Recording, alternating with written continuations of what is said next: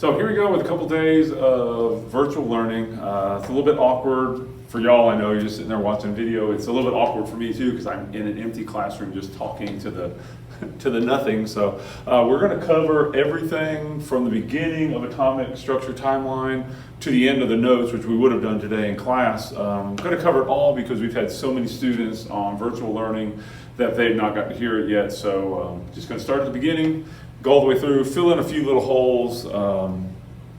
But here we go. So the first guy on our list is, of course, 400 BC, Democritus. Democritus was basically just a philosopher, and he comes up with the idea that if you take a piece of material and you chop it in half, and you chop it in half, and you just keep cutting and keep cutting, get smaller and smaller and smaller, eventually you'll get to a piece that's so small that it can't be cut anymore because it's one thing, and he called that thing atomos, which became our modern day word for atom. Now, from Democritus up until John Dalton in 1808, there wasn't a whole lot going on. It's the era of alchemy, which I did not mention that the other day when we were in class, but the era of alchemy is basically just a bunch of a mixture between pseudoscience and religion, and they literally were trying to develop ways to turn other metals into gold. And there was a lot of mysticism and a lot of secrets being secrets among scientists. You know, if I'm working on this, I'm not sharing it with you. There wasn't a lot of back and forth among the researchers as they were trying to do their work. And that's when you end up with all these weird symbols and things from alchemy that some of those even made their way into today, the naming of some of the compounds and all. When we start talking about the periodic table next week, you'll see some of those things as well. But the first real scientist that we're going to talk about is John Dalton in 1808. And John Dalton came up with a theory, an atomic theory, that was based on experimentation. His model of the atom was a billiard ball model. The billiard ball model means the atom was a solid sphere, indivisible.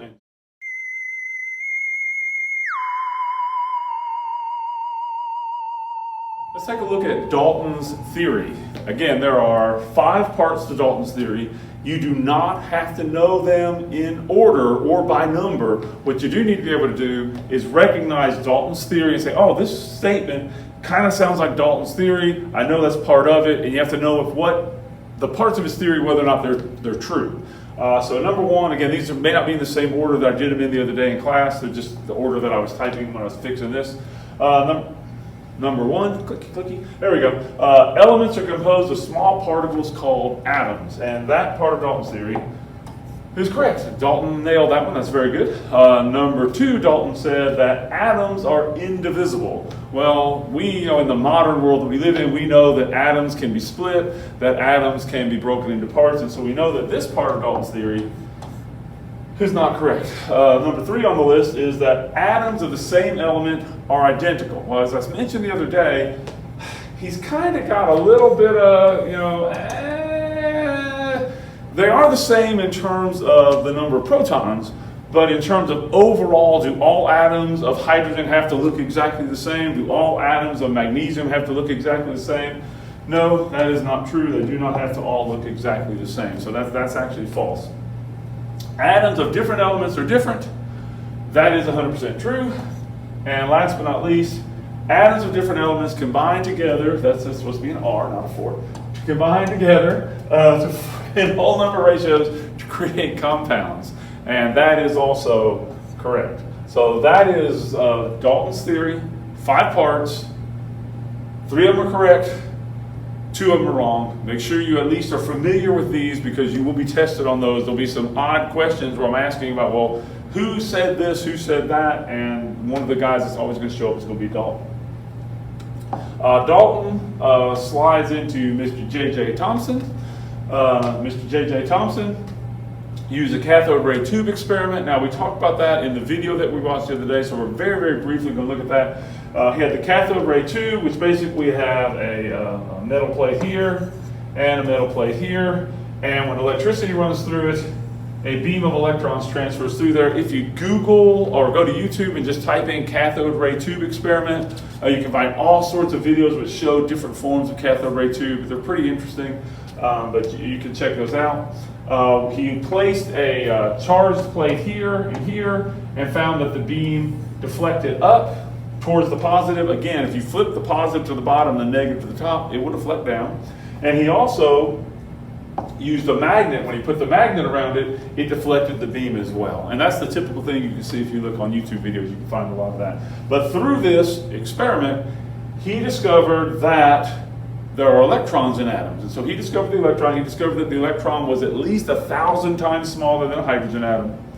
And he discovered that the electron had a negative charge. And from this information and other things that he gathered together, he developed what he called the plum pudding model. And that is what we'll refer to it as, the plum pudding model. The plum pudding model has negative electrons, which are actual particles, floating around inside of this goo of positive stuff. So the plum pudding model has particles that are teeny, teeny, tiny particles of the electrons floating around in a goo of positive material, so that the overall charge on the atom ends up being neutral or zero. The next guy on our list is we up to around 1909, and that's Mr. Rutherford. Rutherford conducted the gold foil experiment, and through the gold foil experiment, he discovered that J.J. Thomson's model wasn't all that correct, because there is a hard central piece to the atom called the nucleus. And he created what's known as the nuclear model, very, very quickly, I'll just sketch it right over here. Remember, let me see, I have a picture of it. Yeah, I do have a picture. Sorry, I was going to sketch it, but I have a picture of it. This is the basic layout of the gold foil experiment. He has an alpha particle emitter here. The alpha particles fly through, hit an extremely thin piece of gold foil. Most of the particles fly straight through. Most of them just go out of the alpha particle emitter, straight through, but strangely enough, some of the particles get deflected a little bit to the left, a little bit to the right, and some of them even get bounced straight back. And so through his experimentation and very, very careful note-taking, he determines that there must be some hard central piece to the atom, and so he develops what's known as the nuclear model. His nuclear model, I'm going to give you two pictures that I want you to think of when you think of the nuclear model. What's important about the nuclear model is, number one, we have a nucleus, a clump in the middle. Now, he doesn't know what's in there. He thinks it's just protons because the neutron has not been discovered yet, but he knows that it's got to be positively charged because, again, where you got the overall charge on the atom is neutral, so you know we've got the positively charged center, the protons, and then the electrons are on the outside. Another image of Rutherford's nuclear model that I usually like to use is this is a nuclear model. So we've got again the nucleus in the middle and the electrons zooming around on the outside, You can think of them, this is sort of his initial thoughts, and then we got kind of a pseudo Bohr model going here, but I want to be careful that when you look at the pictures and you see something that looks like a Jimmy Neutron symbol, that you think Rutherford, don't think Bohr. We're going to get to Bohr in just a few moments. But just make sure you're clear that anything that has a nucleus and the electrons zooming around the outside real fast, that's a Rutherford model. Nothing's happening. Next guy on our list is Niels Bohr. Niels Bohr did experimentation with light. Now, the experimentation with light gave Bohr some problems because he was trying to explain this spectrum of light. If you pass light through a prism, it becomes a rainbow. And we're going to do a POGL on this spectrum thing so you get a little bit more background on it right now. But everybody understands the idea of a rainbow. Well, what Bohr found out was when he heated hydrogen, it gave off not a full rainbow, but it gave off these little spikes. I've got a picture of that just saying. It gave off these weird little spikes, and he tried to explain those by looking at the energy level of the light that was going through. And so Bohr heated up a bunch of different elements, and you're going to get to do a really, really, really neat lab. This is one of everybody's favorite labs. It's the flame test lab, where you'll get to heat different substances in a flame, and you'll note that they give off different colors because those different colors correspond to different wavelengths of light, which is exactly what Bohr did. And these different wavelengths of light correspond to different energy levels inside the atom. So Bohr, this is a bright line spectrum for line spectrum for helium. I'm sorry, for hydrogen, and you can see it's got little spikes in it. This is basically a prism rainbow, but hydrogen spikes at different spaces. It's brighter in some spots than it is in others. And Bohr sought to explain that, and he explained that by looking at the way the atom is built. And so this picture you're going to see every now and then, if you Google Bohr's model, you're going to see a picture like this. This picture is inaccurate. Do not think this way about Bohr. Bohr's model is not, this is the Rutherford model, that's just them zooming around kind of randomly. Bohr's model is this. Bohr's model says that the electrons have specific energy levels. And where the electrons are, the farther out you get, you're getting into higher and higher energy levels. And so we start with the lowest energy levels and we work our way out. We work our way out into higher and higher energy levels. This is actually a topic for a whole week of discussion. Probably not next week, but the week after. We'll have a whole week of discussion of these energy levels and how the electrons feel when we do electron configurations. When we do electron configurations, we'll talk about this. But when you think of the Bohr model, I want you to think, do not think, this sort of thing. That's Rutherford. These are not energy levels. This is just electrons spinning around somewhat randomly. This is the Bohr model. It's got nice little rings. They go concentrically around, and they get further and further and further and further and further away from the nucleus. And that is the Bohr model. Next guy on the list is Schrodinger. Yes, the Schrodinger cat guy. Schrodinger develops what's known as the quantum mechanic model. The quantum mechanic model is the modern model or the modern theory of the way atomic structure works. Basically, he takes Bohr's planetary model and he says, well, yes, we have these energy levels, but they're not fixed rings. They're not exact circles. What they are is they're fuzzy regions. And so if we use some mathematics, they got this fuzzy regions. If we use mathematics, I can say with a high degree of precision that most of the time inside this circle there are going to be 2 electrons. So rather than saying these 2 guys are fixed, in Bohr's model, number 1 and number 2 here are fixed in this region.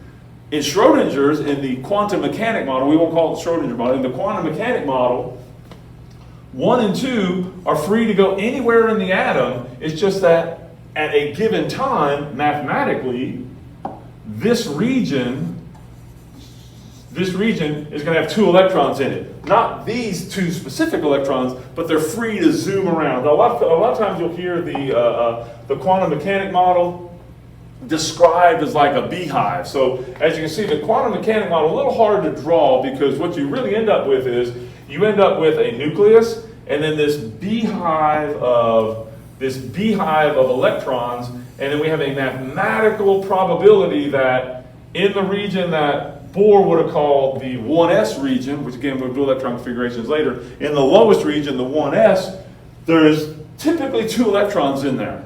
And it may be this electron out here goes in there, and then this electron out here goes over there. They're basically free to move where they want, but we can mathematically predict where the electrons would be. Next guy on our list is Mr. Chadwick, James Chadwick, around 1932, and he adds to the nucleus by giving us the neutron. He discovered the neutron in around 1932. So just add Chadwick to your list of people. Mr. Chadwick discovered the neutron. So now in the nucleus we have protons and we have neutrons. We'll have a whole lot of discussion about neutrons tomorrow when we do isotopes. Chadwick's model, basically all it really does is it adds the neutrons to the nucleus. It's not a model that we'll typically discuss in terms of naming a model. These are the 5 models of the atom that you're expected to know. Dalton's model, billiard ball. Thomson's model, plum pudding. Rutherford's model, which we'll call the nuclear model. The main reason we call it the nuclear model is because it has a nucleus, can look like just electrons around it, or it can have the little rings around it like that. The Bohr model, called the planetary model, and this is the quantum mechanics model, which is what we would consider to be the modern model. If you wanted to say, oh, I have to remember one of these is how I want to think in class, the one to think about is the Bohr model, because it will save you a lot of headache when we turn to the periodic table and start studying the periodic table. And that is the end. I'll have an assignment for you in Google Classroom, and I have a video up for you tomorrow. If you have any questions or you need any help, email me, send me a message on Remind. I think I have it set up where you can send me a message. If not, send me an email and I'll turn that back on. Other than that, y'all stay safe. I'll see y'all hopefully on Monday. Thank you.